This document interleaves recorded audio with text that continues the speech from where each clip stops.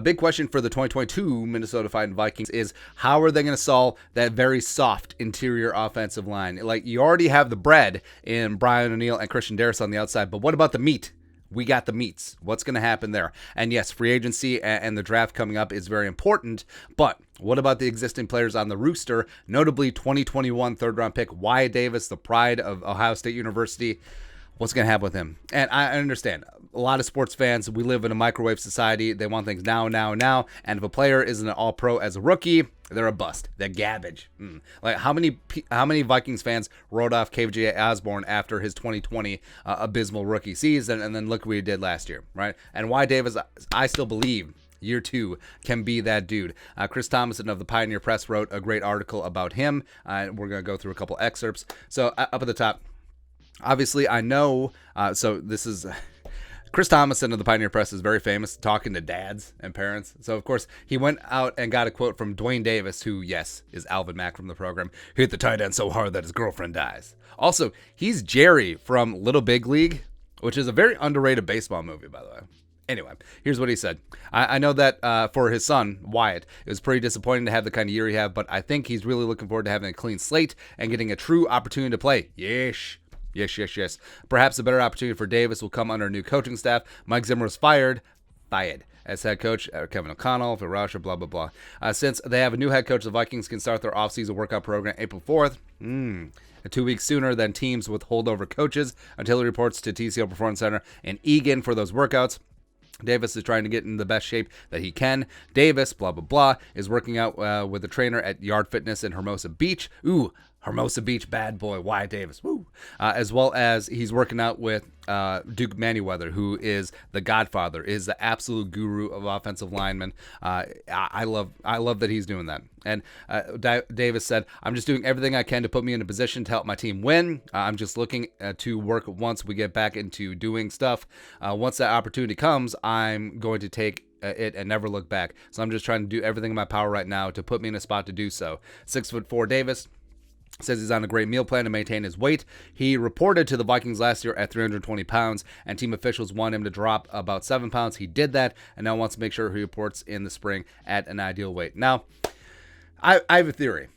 So we know that Mike Zimmer had a very large doghouse, right?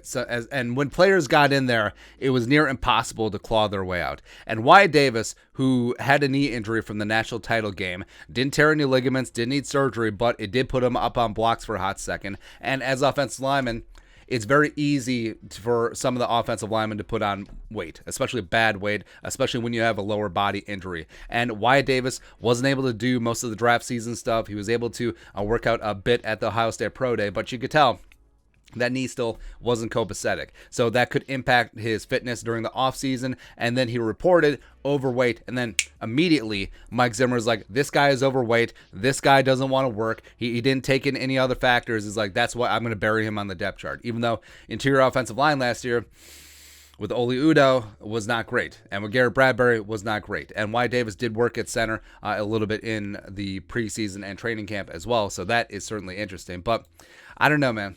I don't know, like the fact that Wyatt Davis came in, he probably, so if Wyatt Davis had declared in 2020, he probably would have been a late first round pick. If he hadn't had that knee injury that he had in the national title game, which by the way, then Christian Barmore just completely took over after Davis went out, but I digress there. He probably would have been an early day 2 selection as opposed to falling to mid day 2, being a third round pick that he was for the Vikings. And he played well in preseason, even though he was still coming up not 100% healthy.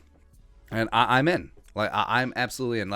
And again, I understand that it's easy to be like, well, the coaching staff, they clearly know what they're doing, blah, blah, blah. And I don't blame Phil Rauscher for this. I don't. I think that he proved that he was a solid offensive line coach. I think the Jaguars got themselves a good one. But sometimes circumstances just come around where Davis, not 100% off that knee injury. Davis had a little bad weight coming into camp. That put him behind the 8 ball, and then he just never got the opportunity. And we've seen, right, when it comes to Zimmer and the offensive line, they seem to always press down on the scale, always keep incumbents in there, and you're never yanked because of performance. You always have to have a random practice injury. to make changes on the O-line. But I still believe, I think that the Wyatt Davis in year 2, he'll be with Chris Cooper, who was a guard himself with the Broncos back in the day. I think that he can really get going. I think Ezra's really growing into that left guard spot, mobility for the win. So the Vikings could potentially have 4 offensive line spots sutured up. Darrisaw, Ezra, center TBD. I don't think it's going to be Garrett Bradbury. And then you also have Wyatt Davis and Brian O'Neill. I think that could be 4 pillars of the 5 on the O-line. And hell, maybe they want to continue the Wyatt Davis center experiment. Maybe they put him there, and maybe they sign a guy like James Daniels from the Bears to come in to play guard, or maybe a guy like Brian Allen from the Rams to play center, and then keep Wyatt Davis at guard. Or maybe Wyatt Davis at center, Brandon Scherf one time, who of course we forgot from our free agent video, because of course, why would you forget one of the best guards in football? He played in Washington when Kevin O'Connell was the OC for one season. Okay, but either way, I still think the Wyatt Davis is a good one. He was a 2-time All-American for a reason. He's a perfect scheme fit. He's got a great anchor as well. He's got violence in his hands, and I think that he is now motivated. I'm not saying that he wasn't motivated before, but now he's got that extra chip on his shoulder to prove all the haters and losers wrong. It's like, hey, my rookie year was a fluke. It was circumstances. I don't blame it on that, but I'm going to come in year 2, and then I'm never going to let this brass ring go. I'm just going to come in, make a couple Pro Bowls, make a couple All-Pros, and we'll see you in Canton, baby. Maybe it's a little bit too far. Let's win the starting job first. But I do think that Area 51 will thrive in 2022, although it's probably going to change his number back to 52 if they don't re-sign Mason Cole, which kind of sucks because the Kill's a great nickname. It's like when Harrison Hand changed from 38 to 20, 38 special. Come on. But yeah, either way, 52 pickup, we'll work on it. Yeah, whatever. But your thoughts are thoughts. It gets me choked up. Yeah, you, Rona. Your thoughts and our thoughts. Wyatt Davis, year 2, going to blow up. Let us know in the comment section below. Subscribe for daily Vikings takes. Want to support the work? Put a little something in the Venmo. But until next time, Skol, production value.